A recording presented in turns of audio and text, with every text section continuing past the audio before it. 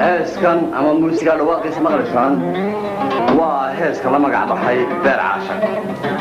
heeskan waxaa ereyada iska dhex xasan xaaji cabdilaahi xasan geni codka iyo muusigana waxa uu sameeyey axmed gacayte waxay noo qaadi doontaa fanaanadii codkeeda wada jecleedeen kana heli doontaa sida xaqiiqda heeskan markaa iminka noo qaato waa marwo cabdi axmed kamanku waa jiif sheekh muumin iyo durbaankii mustafa kiiko